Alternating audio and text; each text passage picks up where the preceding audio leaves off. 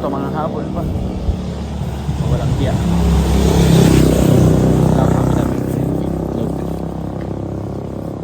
Yan, nakabili na tayo ng pancit canton at itlog.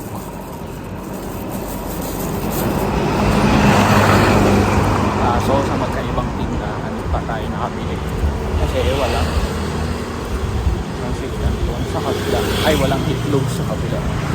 Nakakahiya.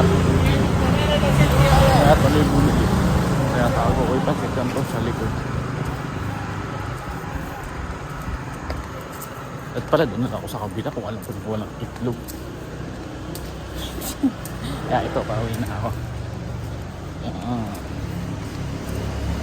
Bisa lang mag-request si Mother na, ay bisa lang mag-uutos si Mother ng pancit canton eh.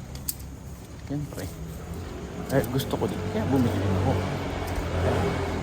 Kahit malayo ang 24 hours, nandito na ako. Layo din ang nilakad ko, hiningal na din.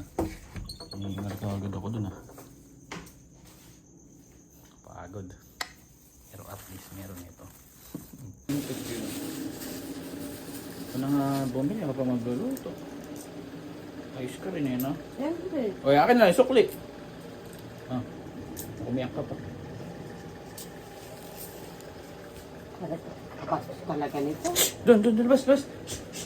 Doon ka na sa labas, mamaya dito ka pa mga anak eh.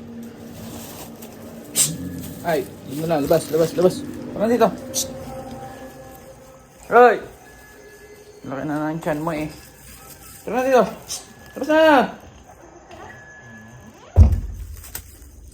Laki-laki na ng tiyan mo oh, mga anak ka na oh. Ano nga bumili ako pa magluluto. Ngani, awit.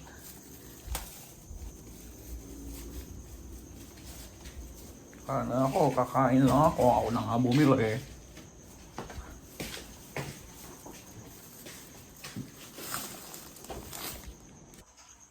Unahin muna natin yung itlog. Lagay natin dito. Para habang kumukulo siya,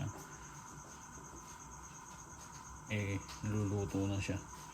Tsaka lang natin ilalagay yung canton.